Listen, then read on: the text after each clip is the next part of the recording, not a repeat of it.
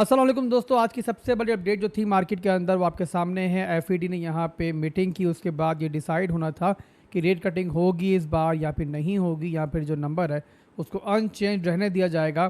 तो हमारे सामने जो अपडेट आई वो वही आई जो मैंने कल की वीडियो में बताया था आपको कि मार्केट इस टाइम एक्सपेक्ट कर रही है, हम भी एक्सपेक्ट कर रहे हैं, और एक अनचेंज नंबर हमारे सामने आया। और लगातार थर्ड मीटिंग है ये दिसंबर के बाद से कि जहाँ पर न्यूट्रल वैल्यू आई है और एफईडी ने यहाँ पर कोई भी रेट कटिंग नहीं की है। अब यहाँ पे उसके बाद जो इम्पोर्टेंट चीज़ थी वो थी प्रेस कॉन्फ्रेंस के, इसमें क्या बातें करेंगे जेरम पॉल और फ्यूचर के बारे में क्या बताएंगे कि रेट कटिंग जो है वो कब तक एक्सपेक्टेड है।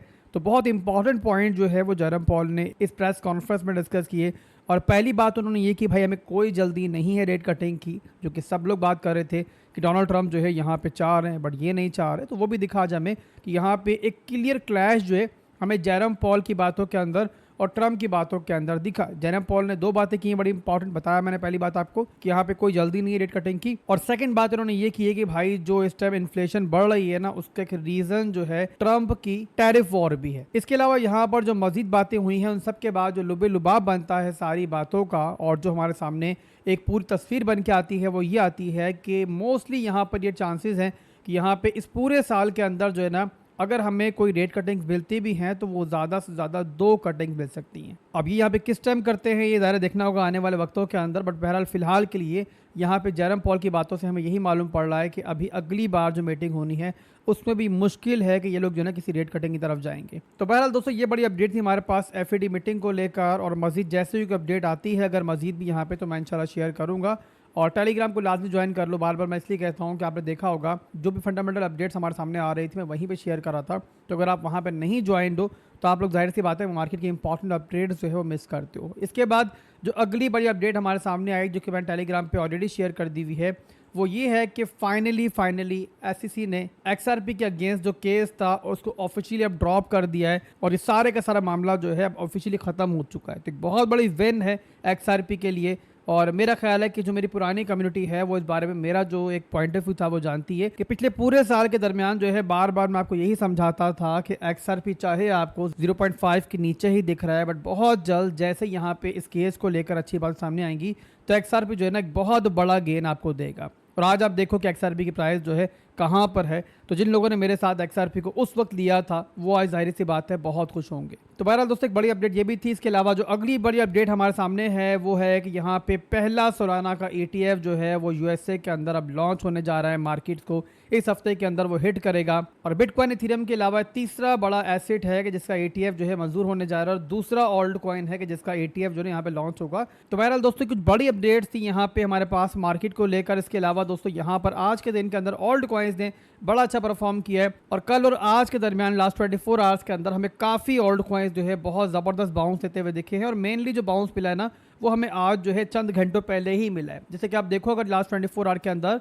तो आपको दिखेगा कि यहाँ पर जो है EOS ने बहुत ज़बरदस्त परफॉर्म किया है। अच्छा यहाँ पे EOS के बारे में बता दूँ कि इसकी भी एक बड़ी फंडामेंटल अपडेट है और वो मैं इंशाल्लाह थोड़ी देर में शेयर करता हूँ आपके सामने। बट बहरहाल यहाँ पे इस अपडेट की वजह से जो है ना EOS भी जो है यहाँ पे एक अच्छा पंप ले रहा है। इसके अलावा यहाँ पे आप LDO को देख लो, इसके अलावा यहाँ पे यूनिस्वैप को देख लो, XRP को देख लो, ज़रा इसकी भी फंडामेंटल अपडेट थी। बट बहरहाल ओवरऑल देखो ज़्यादातर ऑल्ट कॉइन्स को तो आज के दिन में अच्छा ही परफॉर्म कर रहे हैं। नियर को देख लो, यहाँ पे 10% का इजाफा जो है प्राइस में इसकी भी हुआ है। अब कुछ ऑल्ट कॉइन्स को लेकर तो बहरहाल मार्केट में कुछ फंडामेंटल अपडेट्स भी थी, बट ज़्यादातर ऑल्ट कॉइन्स जो आपको पंप करते हुए दिख रहे हैं ना उसका टेक्निकल रीज़न भी है और बहुत बड़ा रीज़न है। और वो ये रीज़न है कि आज के दिन में जो है ना यहाँ पे क्विक डंप जो है ना हमें बिटकॉइन डोमिनेंस में दिखा है। मैं आपको स्मॉलर टाइम फ्रेम में दिखाऊंगा, ज़्यादा मैक्रो लेवल में आपको प्रॉपर दिखेगा ही नहीं यहाँ पे डंप।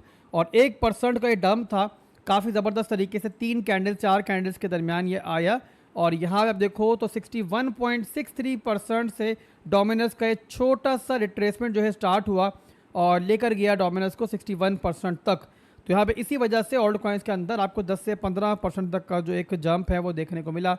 और अभी यहाँ पे दोबारा से डोमिनेंस जो है वो रिकवर हो रही है और यहाँ पे अपनी एक रेंज को दोबारा रिक्लेम करती हुई हमें दिख रही है। इस टाइम चल रही है डोमिनेंस 61.46% के ऊपर। अब यहाँ पे जो ड्रॉप हमें देखने को मिला है ज़ाहिर है वो इंटरनल स्ट्रक्चर के अंदर देखने को मिला है। बट यहाँ पे जो ड्रॉप हमारे लिए ज़्यादा इंपॉर्टेंट है ना, यानी कि अगर ऑल्ट कॉइन्स को मज़ीद अच्छा परफॉर्म करना है, बिटकॉइन थोड़ा नीचे भी आए तो ऑल्ट कॉइन्स को फ़र्क ना पड़े, अगर ऐसा सिनेरियो बनना है तो उसके लिए क्या ज़रूरी है कि बिटकॉइन डोमिनेंस जो है ना अपनी ये ट्रेंड लाइन जो है वो डेली में लूज़ करे। ये कौन सी ट्रेंड लाइन है? ये वही ट्रेंड लाइन है कि जहाँ पे बिटकॉइन डोमिनेंस जो है 54% का ड्रॉप लेने के बाद से मुसलसल सपोर्ट ले रहा है। यहाँ पे देख लो, यहाँ पे देख लो, यहाँ पे देख लो, तो यहाँ पर भी देखो तो विक्स लगी हैं बट क्लोजिंग जो है स्टैंडर्ड के नीचे नहीं हुई है। और इस बार भी देख लो तो यहाँ पर विक तो बहरहाल डेली की नीचे ज़रूर आई है बट क्लोजिंग इस बार भी जो है फिलहाल हमें नीचे होती हुई नहीं दिख रही है। बहरहाल अभी भी यहाँ पर डेली क्लोजिंग नहीं हुई है, तो यहाँ पर थोड़ी देर में देखते हैं, पर फिलहाल के लिए दोबारा डोमिनेंस जो है वो इसी रेंज के ऊपर चल रही है। बहरहाल ये बिटकॉइन डोमिनेंस थी और जो इस टाइम ऑल्ट कॉइन से छोटा सा मूव मिला है, मेरा ख्याल आपको आइडिया हो चुका होगा क्यों मिला है। इसके बाद चलते बिटकॉइन की तरफ और देखते हैं वहाँ पर क्या चल रहा है और यहाँ पर हम क्या देख सकते हैं। तो उसके लिए यहाँ पे मैं डेली का चार्ट पहले ओपन करूंगा, दोबारा से आपको छोटे से बिटकॉइन के एनालिसिस दूंगा ताकि ताज़ा तरीन जो मार्केट की सूरत हाल है वो उसका आपको आइडिया हो जाए। यहाँ पे आप नोट करो, ये मैंने बिल्कुल ब्लैंक चार्ट ओपन किया है डेली का, और इसलिए ओपन किया है कि आपका जहन जो है ना वो क्लियर हो और आपको समझ में आए कि आखिर मार्केट में इस टाइम चल क्या रहा है। तो प्रीवियसली आप देखो तो बिटकॉइन यहाँ पर जो है हायर हाइज हायर लोज बना रहा था, हाई बना, लो बना, हाई बना, बट जिस टाइम ये वाला लो टूटा है ना डेली के अंदर, उसी के साथ जो है ना स्ट्रक्चर भी बिटकॉइन का जो बुली स्ट्रक्चर था डेली के अंदर वो लूज हो गया। लूज होने के बाद अब यहाँ बिटकॉइन जो है वो लोअर लोज लोअर हाई मतलब नीचे आ रहा है, ये बना लो, ये बना हाई, एक नया लो बना। तो यहाँ पे ओवरऑल ये पूरे का पूरा जो ऊपर का एरिया है ना, ये पूरे का पूरा एक सेल वॉल है फिलहाल के लिए बिटकॉइन का डेली टाइम फ्रेम के अंदर। इसके अलावा यहाँ पर मजीद भी कुछ रेजिस्टेंस एरियाज मौजूद है, जैसे कि यहाँ पे देखो तो एक ट्रेंड लाइन की रेजिस्टेंस भी पड़ी हुई है, इससे भी ज़्यादा बिटकॉइन को रेजिस्टेंस मिलने का पूरा पूरा चांस है। इसके अलावा सिर्फ यहीं तक बात नहीं है, बल्कि इसके अलावा यहाँ पर भी एक ट्रेंड लाइन मौजूद है और वहाँ से ही बिटकॉइन को ज़्यादा रेजिस्टेंस मिलेगी। तो ओवरऑल सारे की सारे जो सप्लाई है ना वो यहाँ पर इसी रेंज के अंदर इस एक रेंज में अलाइन हो रही है। एज लॉन्ग एज बिटकॉइन इसके ऊपर क्लोजिंग नहीं लेता है, डेली के अंदर जो चार्ट है हमारा वो दोबारा जो है बुलिश नहीं होगा। तो यहाँ पर ये चीज़ आपने जहन में रखनी है। अब इसके बाद वो पुराना चार्ट जो मैंने कल भी शेयर किया है, काफ़ी बार शेयर कर चुका हूँ, दोबारा ओपन कर लेता हूँ ताकि आपको आइडिया रहे कि इस टाइम बिटकॉइन जो है कौन सी इंपॉर्टेंट लेवल के ऊपर है। तो यहाँ पे मैंने वही चार्ट ओपन कर लिया है, मेरे ख्याल काफ़ी जाना पहचाना ये चार्ट आपका हो चुका है। तो यहाँ मेरे भाइयों हमारे पास जो है ना इस 4 घंटे के हिसाब से एक यहाँ पे डिमांड जोन है, ये 80,000 का जोन है और ये एक 86,000 का सप्लाई जोन है। अगर आप लोगों ने मेरी लास्ट काफ़ी दिनों की वीडियोस देखी हैं तो यहाँ पे इन दिनों के दरमियान मैंने आपको बिल्कुल one sided clear cut analysis दिए थे कि इस एफओएमसी मीटिंग से पहले जो है ना हमें बिटकॉइन जो है इसी रेंज के दरमियान घूमता हुआ दिखेगा। इसके अलावा कल की वीडियो देखियो आपने, परसों की वीडियो देखियो, दोनों वीडियोस का बताया था मैंने आपको कि एफओएमसी मीटिंग के वक्त या उससे पहले जो है हम यहाँ पूरी तरीके से एक्सपेक्ट कर रहे हैं कि सीएमई गैप जो है ये फिल्ड आउट हो जाएगा। अगर ये फिल्ड आउट होता है तो आपने यहाँ पे हैरान नहीं होना है।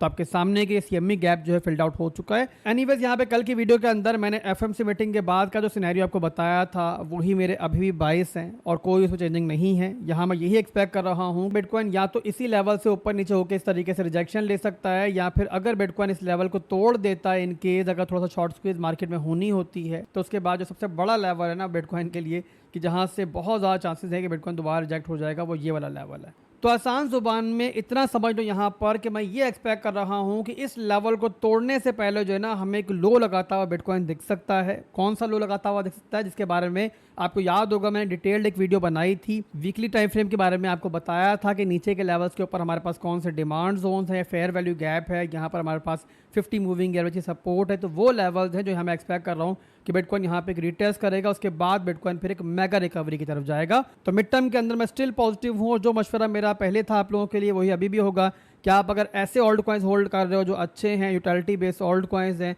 और आप कुछ शिट ओल्ड कॉइन नहीं होल्ड कर रहे हो, कोई ऐसा ओल्ड कॉइन नहीं होल्ड कर रहे हो जिसको जानता कोई नहीं है, तो भाई आपको ज़्यादा फिक्रमंद होने की ज़रूरत नहीं है। मैं जानता हूँ कि आप बड़े लॉस के अंदर होगे, कुछ लोग यहाँ 50 से 70% के ड्रॉ डाउन में भी हैं, बट इतने ड्रॉ डाउन में अगर आप बेचो और मालूम पड़ा कल को मार्केट रिकवर हो गई, जो कि ज़ाहिर मैं मिड टर्म में एक्सपेक्ट भी कर रहा हूँ, तो सोचो कितना खुद को कोसोगे आप लोग। अब ज़ाहिर कोई फाइनेंशियल एडवाइस नहीं है, आपने खुद की रिसर्च भी करनी है, बट बहरहाल जो मैं समझ रहा हूँ मार्केट को देखकर वही आपसे शेयर कर रहा हूँ। तो बहरहाल दोस्तों ये फिलहाल का सिनेरियो है, उम्मीद करता हूँ कि आपको समझ में आया होगा। अगर समझ में आ गया है तो वीडियो को लाइक करो, अपना फीडबैक दो कि आप मार्केट के बारे में क्या सोचते हो, किस किस ओल्ड कॉइन को आपने लिया हुआ है, क्या उनके एनालिसिस चाहते हो तो ही बताओ मुझे। जो भी कहना चाहते हो कमेंट में लिखो, मैं हाजिर हूँ आप भाइयों के लिए, आप दोस्तों के लिए। आपको भरपूर सपोर्ट इंशाल्लाह मेरी तरफ से मिलेगी। अभी के लिए बस इतना ही था, फिर मिलेंगे इंशाल्लाह बहुत जल्द। दुआ में याद रखिएगा। अल्लाह हाफिज़।